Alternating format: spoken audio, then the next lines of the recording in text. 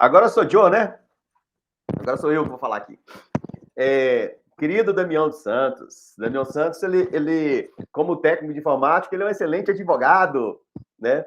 As urnas eletrônicas, elas não suportam ataques cibernéticos, uma vez que elas não estão na rede. Elas não são em rede, são coisas, são máquinas separadas. Para poder ter um ataque cibernético em uma máquina, né, nas eleições, para poder ter capacidade de fraudar as eleições, eles vão ter que entrar em milhares de máquinas fisicamente, entendeu? Em cada ponto. Não existe condições nenhuma de ter um ataque cibernético na urna eletrônica, né? Porque justamente não está ligado à internet. Com relação ao nosso questionamento hoje sobre a questão dos militares como poder moderador, né, de fazer os questionamentos ao TSE, né, sobre as eleições, eu gostaria de falar um pouco sobre a questão da Constituição Federal, né? Um Estado, assim como uma pessoa, quando nasce, a pessoa vai lá e faz o registro de nascimento, assim quando a empresa nasce, vai lá e faz o registro da empresa, né? Um Estado, ele é criado a partir do momento que é feito uma Constituição. A Constituição, ela pode ser escrita ou ele pode ser histórico, como é o caso lá da Inglaterra. E a nossa é uma Constituição escrita, assim como a dos Estados Unidos é uma Constituição escrita. E essa Constituição, ela é determinada pelo Poder Constituinte para ver quais são seus rumos seguidos pelo nosso Estado. E lá no artigo 2º da Constituição Federal fala o seguinte: são poderes da União independentes e harmônicos entre si, o Legislativo, o Executivo e o Judiciário. Então, os poderes que existem na nossa Constituição, no nosso Estado brasileiro, é o Executivo, o Legislativo e o Judiciário. Em momento nenhum fala de outro poder. E eles são harmônicos. E não existe hierarquia entre o Poder Executivo, o Poder Legislativo e o Poder Judiciário. Eles são iguais. Eles são iguais. Existem os mecanismos de check and balance, né? Os mecanismos de contrapeso, de pesos, de freios e contrapesos, né? Para poder um poder controlar o outro e eles ficarem em harmonia. A grande questão é sobre o artigo 142 da Constituição Federal, que ele sempre bate na tecla, o artigo 142, o artigo 142. Vamos lá no artigo 142 da Constituição Federal. As Forças Armadas, constituídas pela Marinha, pelo Exército e pela Aeronáutica, são instituições nacionais permanentes e regulares. Não falou poder, instituição. Organizadas com base na hierarquia e na disciplina, sob a autoridade suprema do presidente da República e destina-se à defesa da pátria, à garantia dos poderes constitucionais. Quem são os poderes constitucionais? Judiciário, Executivo e Legislativo. A garantia desses poderes. E por iniciativa de qualquer um desses, da lei e da ordem. Então, por iniciativa de qualquer um desses, eles podem intervir na lei e na ordem, tá? Para garantir a lei e a ordem. Então, ali, em momento nenhum, fala que o Exército brasileiro ele tem poder, né? Ele tem poder sobre qualquer um dos poderes, né? Ele é poder moderador. Ele vai garantir em lugar nenhum da Constituição fala que ele vai garantir a Constituição.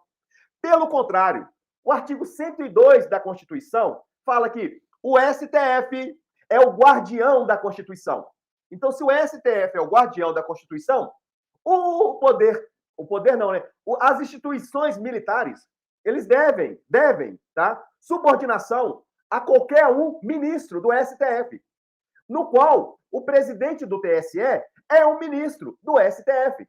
Então, qualquer um da instituição Forças Armadas está sob, né, o poder do ministro do STF.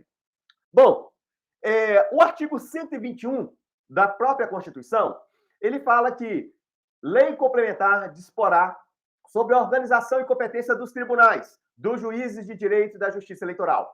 Então, a justiça eleitoral ela é feita pelo Poder Judiciário, a Justiça, e ela é que coordena as eleições. Sendo o TSE o coordenador das eleições, quem vai determinar como é que vai ser conduzidas as eleições é o TSE. E ao Exército cabe o quê? Ao Exército cabe ficar calado dentro lá da caserna. Ao Exército cabe ir para a caserna e ficar quieto dentro da caserna.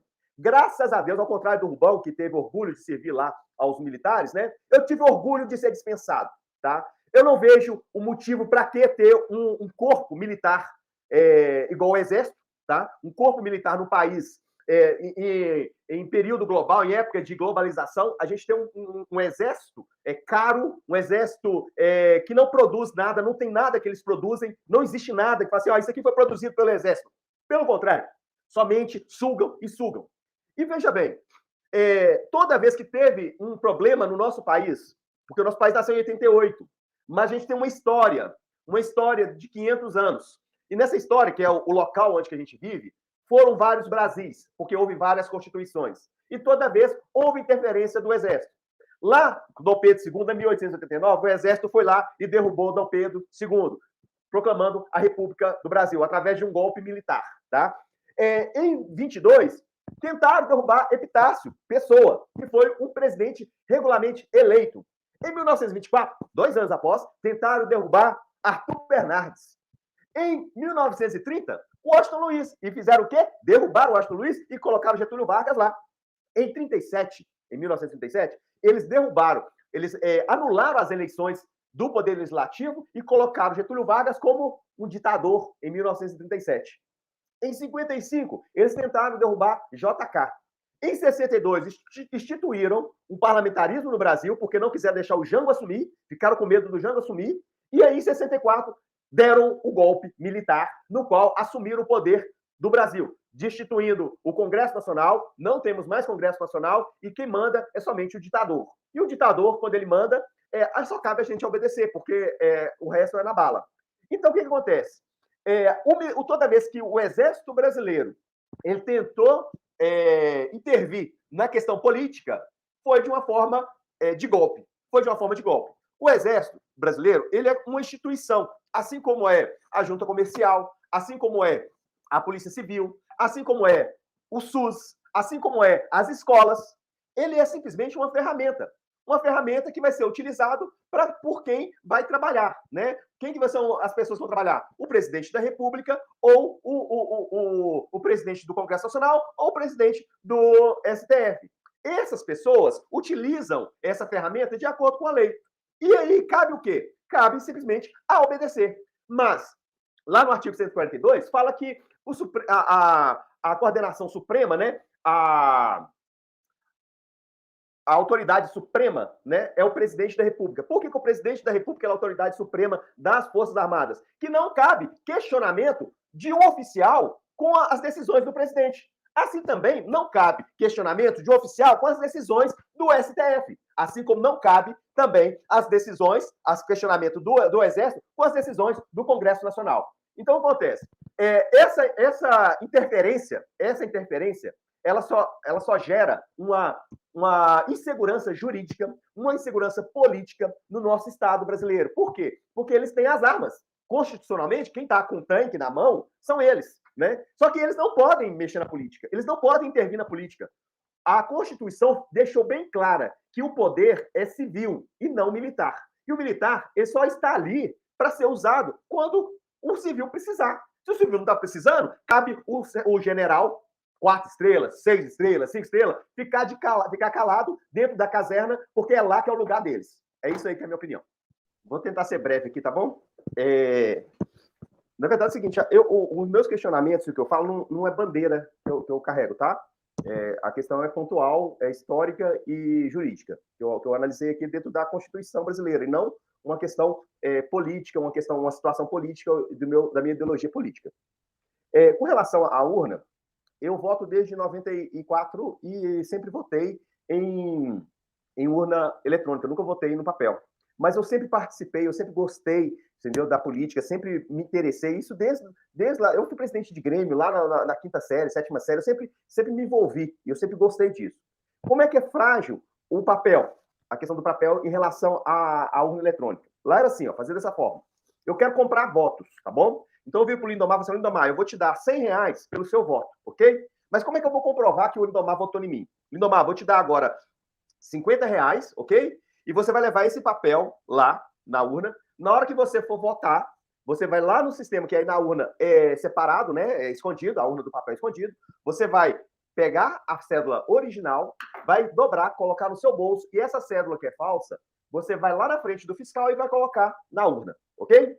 Beleza. Aquele primeiro voto eu perdi porque aquilo ali é um papel, era um papel falso.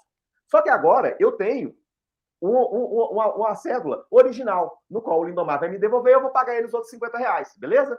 Joia. Agora eu tô com a cédula original. Eu vou marcar lá o meu nome e dizer assim, ô Rubão, Agora, Rubão, eu vou te dar R$100 pelo seu voto, beleza? Só que eu vou te dar R$50 agora, você vai lá, vai depositar essa cédula, que agora é original, tá? No lugar da sua, e você vai trazer a sua em branco para mim. Quando você trazer a sua em branco, eu te dou os outros R$50. E assim eu faço com o Damião a mesma coisa. Ô, Damião, vou te dar R$100, só que se te dou R$50 agora, você vai colocar essa cédula, que agora eu peguei do Rubão e já marquei o meu nome nela, e o Damião vai colocar a cédula e vai trazer em branco para mim, e eu vou pagar para ele os outros R$50. E nisso eu não preciso fazer nenhuma propaganda política, não preciso gastar nenhum tostão com marqueteiro, com nada, simplesmente comprando os votos dessa forma. Então, a urna eletrônica não dá essa possibilidade de fraude. Não existe nenhum desse tipo de possibilidade de fraude. Com relação à urna, deu problema? Aí sim vai ser feito pelo papel, tá? Então a urna é segura, tá? A urna é segura, o Exército tem que ficar no lugar dele e as instituições têm que ser fortalecidas. Obrigado, é isso aí. E o Lindomar já cortou a minha fala. Que acabou, realmente está muito tarde. Vamos embora.